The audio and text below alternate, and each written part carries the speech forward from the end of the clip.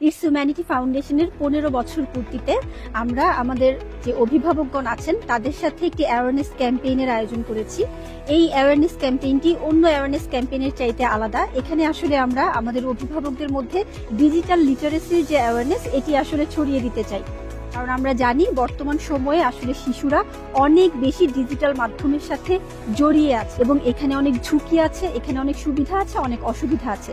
এখানে অভিভাবকদের অনেক ধরনের ভূমিকা রয়েছে।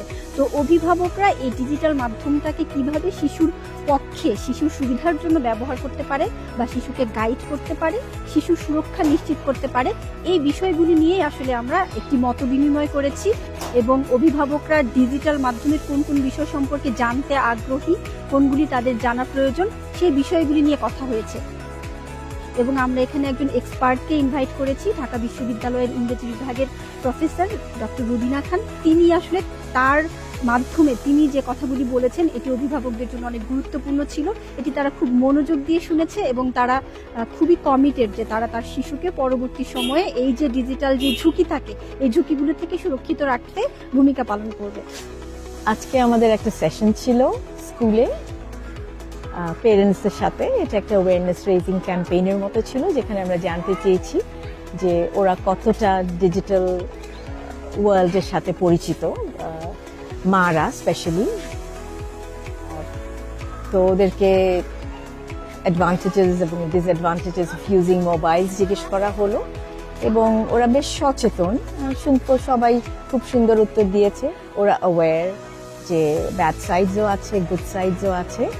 এবং ব্যাড সাইডটা হলো যে ক্ষতি হয়ে যেতে পারে, বাচ্চাদের হেলথ হ্যাজার্ডের কথা বললো, চোখের সমস্যার কথা বললো। আর অ্যাডভান্টেজেস হলো যে বাচ্চারা পড়াশোনা সম্পর্কে জানতে পারবে এবং অনেক কিছু ইউটিউবের মাধ্যমে স্কিলস ডেভেলপ করতে পারবে। For example tailoring, cooking recipes. মোবাইলে অনেক দূরের যাতায়াতের পথটা জানা যায়। আবার মনে করেন একটা সমস্যা হয়েছে, আপনার মোবাইলের মাধ্যমে আপনি যোগাযোগ করে আমি হসপিটাল যাইতে পারতেছি, স্কুলের টিচারদেরকে পড়াটা আমি নিতে পারতেছি মোবাইলের মাধ্যমে। সব মিলে সুবিধা অসুবিধা দুটোই দেখলাম, কিন্তু দেখা গেল যে সুবিধাটাই বেশি মোবাইল থেকে। সো শুনে অনেক ভালো লাগলো এবং আজকে আমরা ওদেরকে কিছুটা সেফটি টিপস দিলাম যে ওরা যদি কোনো আনওয়ান্টেড ট্রাবলে পড়ে কি ধরনের হেল্প ওরা পেতে পারে। কিছু নাম্বার শেয়ার করলাম এবং কমিউনিটি থেকে হেল্প নেওয়ার কথা বললাম এবং এটাও বললাম যে school should be there first point of contact.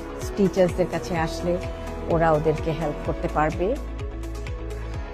এবং ডিজিটাল মিডিয়া সেফটি সম্পর্কেই আমরা ওদেরকে বেশি কথা বললাম যে ওরা কিভাবে নিজেদেরকে সেফ রাখতে পারে, বিকজ এটা একটা খুব ক্রিটিক্যাল ইস্যু।